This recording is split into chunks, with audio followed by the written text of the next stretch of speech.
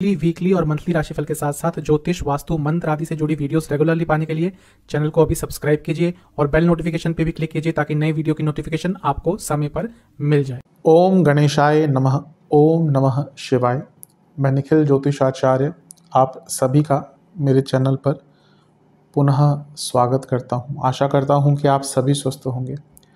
महादेव की कृपा आप सभी पर सदैव बनी रहे। ये वीडियो मकर यानी कि कैप्रिकॉर्न के लिए बहुत विशेष है, क्योंकि वीडियो है नवंबर 2025 के मासिक राशिफल के बारे में। कैसा रहेगा नवंबर का महीना मकर के लिए। जो मेरा मासिक राशिफल होता है वो प्रमुखतः जीवन की मुख्य चीज़ों पर आधारित होता है, जैसे कि सामान्य विश्लेषण, career, business, income, investment, love life, married life, students, सेहत, और वीडियो के अंत में कुछ विशेष उपाय भी बताता हूं जिसके करने से महीने की सकारात्मकता में वृद्धि अवश्य होती है। लग्न राशि या चंद्र राशि यदि आपकी मकर है, दोनों ही गाइडेंस के लिए इस राशिफल को देख सकते हैं। जहां से ज़्यादा सूट और रिलेट करता है आपको, वहां से इसको देखिए।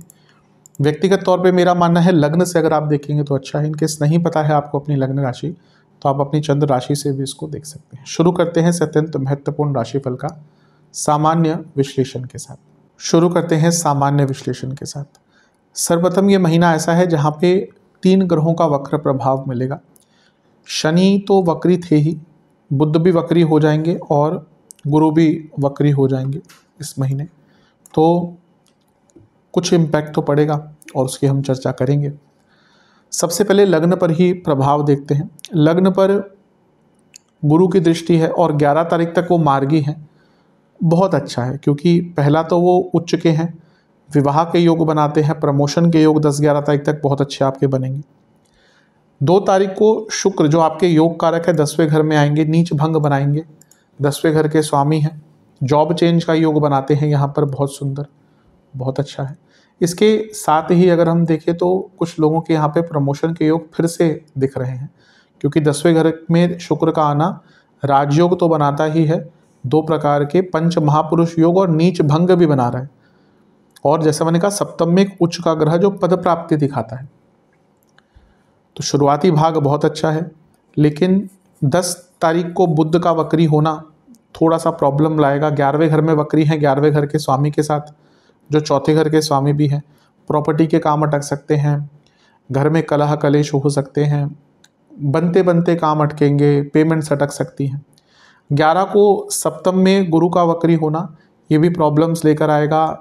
लग्न को देखेंगे वो तो काम ओवरऑल अटकना शुरू हो जाएंगे। मैरिड लाइफ में प्रॉब्लम, स्टेटस को लेकर प्रॉब्लम, छिटाकशी, कुछ लोग आपके नाम को ख़राब करने का प्रयत्न करेंगे, तो यहाँ से थोड़ी दिक्कत आना शुरू होगी। केयरफुल रहिएगा।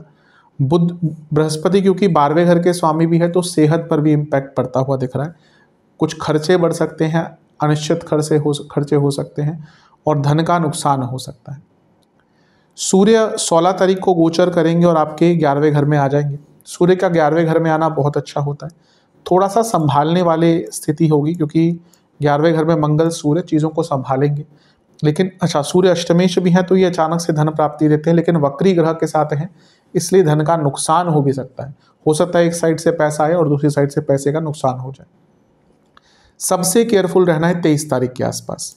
23 को बुध पतित होकर 10वें घर में गिर जाएंगे। यहाँ पे जॉब जाने के योग बनते हैं। कारण क्या है, एक पतित ग्रह 10वें घर में बिल्कुल अच्छा नहीं होता, ऊपर से वो 10वें घर के स्वामी के साथ हैं, और हम बुध को देखें वो 10वें से 12वें के स्वामी भी हैं। कुछ लोगों की 23 तारीख के आसपास जॉब जाने का योग बनता है। बहुत केयरफुल रहेगा। यहाँ से दोनों ग्रह चौथे घर को देखेंगे, घर में किसी की तबीयत खराब होना और घर में कलह कलेश भारी हो सकते हैं। मैं फिर से कहूँगा, ये सचेत करने के लिए होता है। मैं हर बार बोलता हूँ कि मैं नेगेटिव और पॉजिटिव ये देख कर नहीं बोलता कि मेरे को बोलनी ही नेगेटिव है पॉजिटिव है, लेकिन जो चीज़ दिखती है वो मैं हमेशा बताता हूँ। यूट्यूब पे मोटिवेशनल स्पीकर्स भरे पड़े हैं एस्ट्रोलॉजी के नाम पर, जो रोज़ आपको करोड़पति बनाएंगे, लेकिन मैं हमेशा कहता हूँ ज्योतिष मार्गदर्शन है, तो ये नेगेटिव टाइम है, तो उससे बच के रहना है आपको। तो यहाँ पे केयरफुल रहेगा। शुक्र का गोचर होगा 26 तारीख को, अच्छा है। लेट्स से कि अगर आपकी जॉब में प्रॉब्लम आई थी, जाने वाली थी, 26 तारीख के बाद चांसेस कम हो जाते हैं। चली भी जाती है तो नई जॉब दोबारा लग जाएगी। और बुध मार्गी हो जाएंगे, सबसे बड़ी बात है शनि मार्गी हो जाएंगे आपके महीने के अंत में। तो ये दिखाता है कि महीने के अंत में चीज़ें कंट्रोल में वापस आएंगी। लेकिन ये जो मध्य भाग है स्पेशली करियर के लिए, इनकम के लिए, रुकावटों के लिए थोड़ा ज़्यादा प्रभावशाली है। विशेष प्रेडिक्शन, ये महीना ऐसा है जब अपने ज्ञान को बढ़ाना पड़ेगा आपको लगेगा कि आपको कहीं ना कहीं और ज्ञान को बढ़ाना है। आध्यात्मिक भी दिख रहे हैं, शांति बनाकर रखिएगा। जो चीज़ आपके कंट्रोल में है केवल उसी पर ध्यान दीजिएगा। कई चीज़ें हमारे कंट्रोल में बाहर होती है और हम उन्हीं को लेकर परेशान रहते हैं। आपको अपने आसपास की चीज़ों को समझना पड़ेगा, आपको ज्ञान जैसे मैंने कहा बढ़ाना पड़ेगा, वो टेक्निकल फील्ड में हो, अपनी फील्ड में हो, करियर में हो, जीवन में हो। ऐसा लग रहा है कि आप गलत लोगों पर भरोसा कर रहे हैं, इसका ध्यान दीजिए। गलत लोगों से अपनी मन की बातों को शेयर करें, इसका ध्यान दीजिए, क्योंकि कभी कभी ऐसा होता है हम गलत लोगों से मन की बातें कह देते हैं और फिर वो उसका दुरुपयोग करते हैं, और ये महीना उसी प्रकार का दिख रहा है, ध्यान दीजिएगा। चलते हैं करियर की तरफ। जैसा मैंने सामान्य विश्लेषण में कहा था कि शुरुआती भाग करियर के लिए बहुत अच्छा है। नीच भंग बन जाएगा 2 तारीख को, सप्तम में गुरु है। ये पंचमहापुरुष योग, नीच भंग, राजयोग, सप्तम पद प्राप्ति, प्रमोशन का 10वां भाव पद प्राप्ति, सूर्य यहाँ पर है। ठीक है, नीच की अवस्था के हैं, लेकिन ये जो योग बन रहा है ये जॉब चेंज और पदोन्नति, पद प्राप्ति का बन रहा है इस महीने। लेकिन शुक्र का 10वें घर में आना, मैं हमेशा कहता हूँ ऑफिस पॉलिटिक्स बढ़ाता है। इस महीने अपनी इमेज को लेकर बहुत ध्यान दीजिएगा, क्योंकि कुछ लोग आपकी इमेज को खराब करने का भरसक प्रयास करेंगे, मतलब कि कोई सीमा नहीं छोड़ेंगे, कोई सीमा नहीं या कोई निम्न स्तर तक जाना नहीं छोड़ेंगे आपके इमेज को खराब करने के लिए। 10 को बुध वक्री होंगे, थोड़ा सा दिक्कत बढ़ेगी क्योंकि लाभ स्थान में है, काम अटकते हैं, ग्रोथ अटकती है, प्रोडक्टिविटी अटकती है। गुरु भी वक्री हो जाएंगे सप्तम को। फिर से मैं कहूँगा अपने नाम पहचान को लेकर, गुडविल को लेकर सचेत रहिएगा। सूर्य का गोचर 11वें घर में हो जाएगा, बहुत बुरा नहीं है, ठीक ठाक है। 16 तारीख को थोड़ा बल मिलेगा, लेकिन बुध का पतित होना, जैसे मैंने अभी सामान्य में कहा था, यहाँ पे सबसे केयरफुल रहना है। अगर आपका बहुत बुरा समय चल रहा है तो 23 तारीख के आसपास जॉब जाने का योग है। अदरवाइज प्रॉब्लम्स तो बढ़ेंगी ही, जिसमें आपसे गलतियाँ हो सकती हैं, आपके ऊपर छिटाकशी होगी।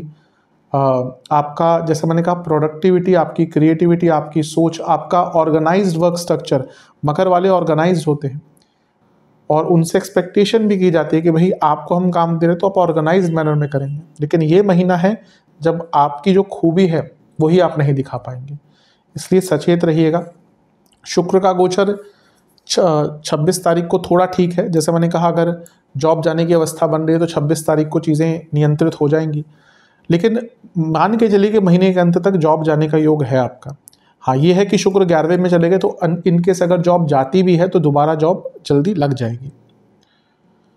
महीने के अंत में शनि और बुध का मार्गी होना थोड़ा स्थिरता अवश्य देगा, लेकिन ये बीच का टाइम जो एरियाज मैंने कहे हैं ध्यान दीजिएगा। विशेष प्रेडिक्शन, जागरूक रहिएगा, अवेयर रहिएगा, साहसपूर्ण तरीके से काम करना है, लोगों से बनाकर रखनी है, बैलेंस वे में काम करना है, अपने ऊपर ट्रस्ट दिखाइएगा, प्रोसेस के ऊपर ट्रस्ट दिखाइएगा।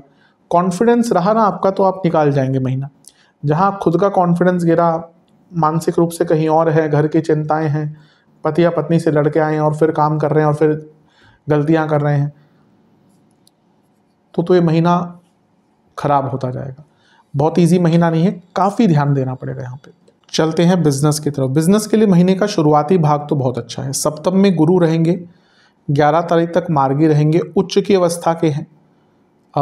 सप्तम से त्रिकोण में भी मंगल है, लाभ स्थान के स्वामी हैं।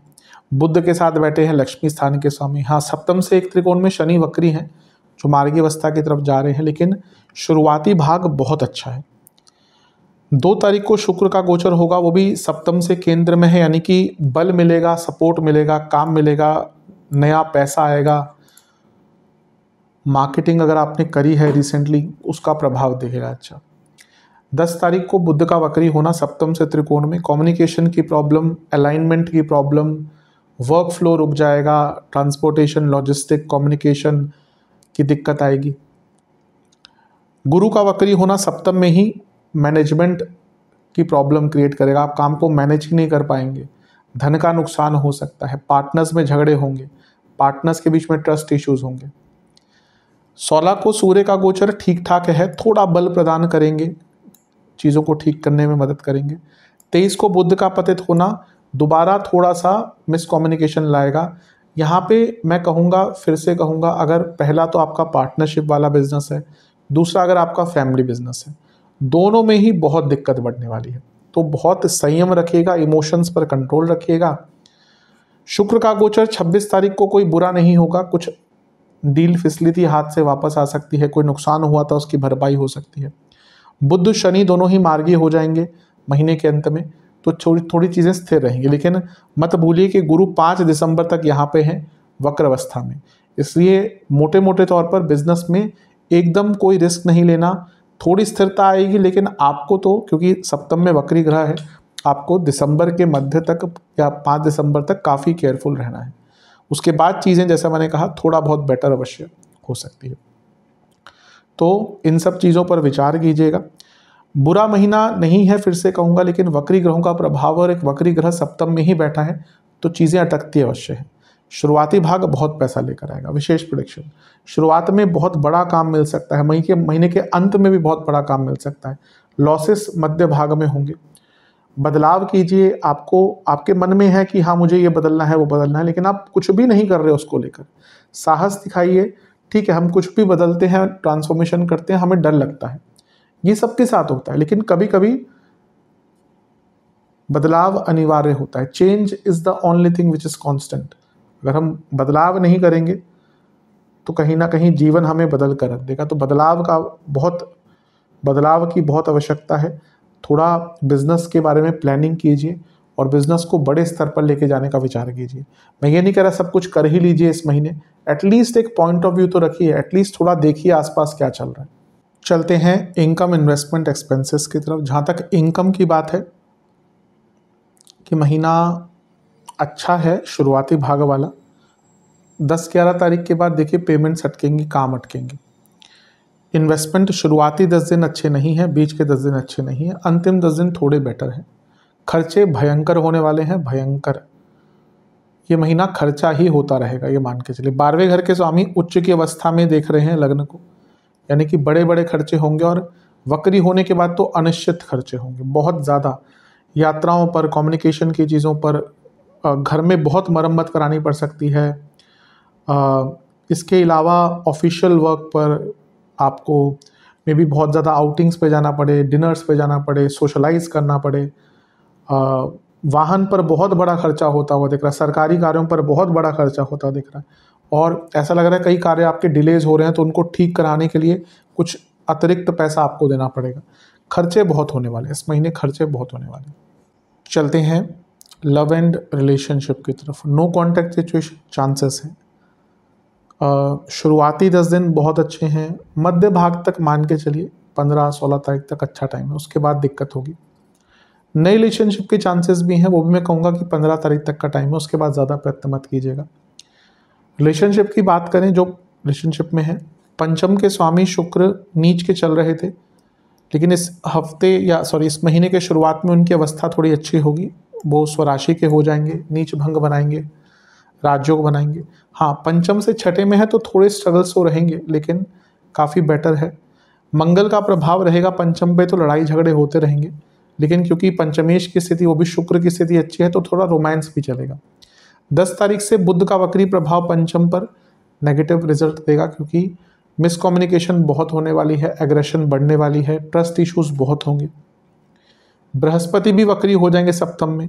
ये उन लोगों के लिए अच्छा नहीं होगा जिनका शादी की बात बढ़ ही नहीं पा रही आगे, मतलब कि एक पार्टनर चाहता है कि शादी अभी करें, एक बोलता नहीं मुझे अभी नहीं करनी, मतलब कि जहाँ पे मैरिज को लेकर क्लैरिटी नहीं है, उन कपल्स के बीच में बहुत परेशानी होगी। सूर्य का गोचर 11वें घर में होगा 16 तारीख को, कोई बहुत विशेष नहीं है, क्योंकि पंचम को देखेंगे। सूर्य का प्रभाव, सूर्य की किरणें पंचम पर दूरियां लाती हैं, एक प्रकार से स्नेह को कम करती हैं। और 23 को बुध का पतित हो जाना, ये बहुत कष्टकारी होगा, क्योंकि वो पंचमेश के साथ बैठे हैं। कुछ लोगों के सडन ब्रेकअप हो सकते हैं, स्पेशली जैसा मैंने कहा ना कि जो लोग ये देखेंगे कि भाई इस व्यक्ति के साथ अब आगे कुछ नहीं बचा, कोई फ्यूचर नहीं, वो लोग मेरे हिसाब से महीने के अंत में कहीं ना कहीं ब्रेकअप की तरफ बढ़ सकते हैं। 26 को शुक्र का गोचर हो जाएगा, ठीक ठाक है। पंचम को देखेंगे 11वें घर में आकर, बचाएंगे। तो ये कह सकते हैं महीने का मध्य भाग काफ़ी कष्टकारी है, काफ़ी केयरफुल रहेगा। शनि भी देखिए पंचम को देख ही रहे हैं, अच्छी चीज़ है कि वो 28 को मार्गी हो जाएंगे, तो महीने के अंत तक पेशेंस रखेंगे ना तो ये महीना कट जाएगा। जहाँ आपका पेशेंस लूज हुआ ये महीना वहीं टेस्टिंग हो जाएगा। विशेष प्रेडिक्शन, ट्रस्ट इश्यूज बहुत दिख रहे हैं, थर्ड पार्टी सिचुएशन बहुत दिख रही है, एक दूसरे के प्रति मे बी फिजिकल लेवल पर अटैचमेंट रहे लेकिन मेंटल लेवल पर नहीं दिख रहा। ऐसा लग रहा है बहुत टाइम से एक दूसरे से मन की बातें नहीं कर रहे, पेशेंस दोनों की खत्म हो चुकी है। दूसरी तरफ ध्यान जाता है, एक दूसरे को ताने ज़्यादा मारते हैं, तानों में ही बातें ज़्यादा हो रही हैं। एक जो स्नेह का भाव था वो खत्म हो चुका है, विलुप्त हो चुका है। तो ये महीना बहुत टेस्टिंग रहने वाला है रिलेशनशिप के लिए। चलते हैं वैवाहिक जीवन की तरफ। सप्तम में गुरु हैं, गुरु सप्तम में विवाह का योग बना सकते हैं, लेकिन सप्तम के गुरु कभी भी मैरिड लाइफ के लिए अच्छा नहीं माने जाते। वो वैसे ही 12वें घर के स्वामी है, तो अक्टूबर से ही दिक्कत आना शुरू हो गई होगी। पहला गोचर शुक्र का है जो 10वें घर में आ जाएंगे। यहाँ से इन लॉज के कारण बहुत परेशानी होगी। ना केवल इन लॉज, बाकी भी लोग हैं वो आप दोनों को ना इन्फ्लुएंस करने की कोशिश करेंगे और आप इन्फ्लुएंस हो भी जाएंगे। बुध का पतित होना 10 तारीख को आप दोनों के बीच में बहुत मतभेद क्रिएट करेगा। बृहस्पति का 11 को वक्री हो जाना, भयंकर ईगो क्लैशेस, भयंकर मतभेद, एक दूसरे को समझ ही नहीं पाना। फिर सूर्य का गोचर 16 तारीख को पुनः सप्तम से त्रिकोण में, सप्तम से पंचम में, ख्यालात में दूरी, गुस्सा, एक दूसरे के प्रति बहुत द्वेष की भावना। और बुध का पतित होना 23 तारीख को और कारक के साथ बैठना यानी कि शुक्र के साथ, ये फिर से दिखाता है कि इस महीने इन लॉज का इन्वॉल्वमेंट बहुत रहने वाला है, या फिर दूसरे लोगों का, फ्रेंड्स का, रिश्तेदारों का, और इसके कारण आप दोनों के बीच में बहुत मतभेद होंगे। शुक्र का गोचर होगा 26 तारीख को, सप्तम से त्रिकोण में आगे, थोड़ा संभालेंगे, लेकिन अदरवाइज देखा जाए तो 10 तारीख के बाद काफ़ी परेशानियां हैं। स्पेशली ये पतित ग्रह जो हो ये हैं 23 तारीख के आसपास होंगे बुध, ये सबसे सेंसिटिव टाइम होगा महीने का। विशेष प्रेडिक्शन, ये महीना कई मैरिड लाइफ में बहुत भयंकर तूफान लेकर आ सकता है। ये महीना ऐसा है जहाँ पे आपको, मैं तो यही कहूँगा, भूल भाल कर नेगेटिव चीज़ों को आगे बढ़ने का कोशिश कीजिए। ज़्यादा किसी चीज़ पर लड़ाई झगड़ा मत कीजिए, फेक प्रोमिसेस मत दीजिए, कोई ऐसा सपना मत दिखाइए अपने लाइफ पार्टनर को कि जिसकी चीज़ें बहुत अच्छी हो जाएंगी, उन सब से कोई लाभ नहीं मिलने वाला। ये महीना ऐसा है जब आपको ज़्यादा एक्सपेक्टेशन दिखाने से बचना है। जितना सरल रख सकते हैं, सरलतम रख सकते हैं अपने जीवन को, जो नेसेसरी चीज़ें हैं उन्हीं पर बातचीत कीजिए। कोई फ्यूचर की प्लानिंग नहीं करनी, कोई पास्ट की डिस्कशन नहीं करनी। इन चीज़ों पर अगर आपने ध्यान दिया तो फिर भी बच जाएंगे, वरना दिक्कत दिख रही है। स्टूडेंट्स, शुरुआती, पहले तो एग्ज़ाम से स्टार्ट करते हैं। शुरुआती 10 दिन बहुत शुभ हैं। 10 तारीख के बाद यहाँ पे भी दिक्कत दिख रही, क्योंकि आपके बुध ही वक्री हो जाएंगे, तो आपको बहुत एकाग्रता दिखानी है। कम्युनिकेशन में प्रॉब्लम आ सकती है मध्य भाग में। अंतिम भाग में फिर भी चीज़ें ठीक है। मध्य भाग जो है 10 से 20 तारीख तक का टाइम ना काफ़ी अटेंटिव रहेगा। ओवरऑल स्टूडेंट्स के लिए महीना मिश्रित है। पंचम पर देखिए मंगल का प्रभाव तो ठीक है, लेकिन अच्छा बुध का भी अच्छा है। शुक्र का गोचर होगा, पंचमेश 10वें घर में आ जाएंगे 2 तारीख को, ये भी अच्छा है। नीच भंग बना रहे हैं, कई काम अटके हुए तो बनेंगे शुरुआती भाग में। जॉब ढूंढ रहे थे स्टूडेंट्स, उनके लिए बहुत अच्छा है। दिक्कत कब से आएगी? दिक्कत आएगी 10 तारीख से, जब बुध वक्री होंगे। पंचम को देख रहे हैं, कारक भी हैं, पंचम से प्रभाव भी है या पंचम पर प्रभाव भी है। कम्युनिकेशन प्रॉब्लम, कार्यों का अटकना, कॉन्फिडेंस गिर जाना।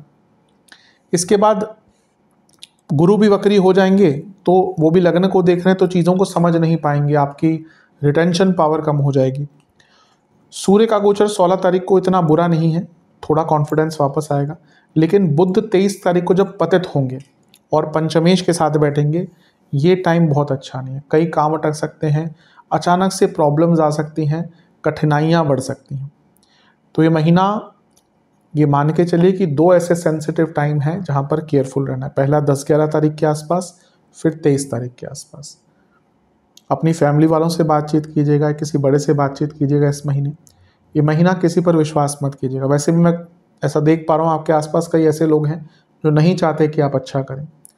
आगे बढ़िए, अपने आप को स्ट्रॉन्ग कीजिए, अपने आप को दृढ़ बनाइए, अपनी कमियों को समझिए। इन सब चीज़ों पर काम करने का महीना है।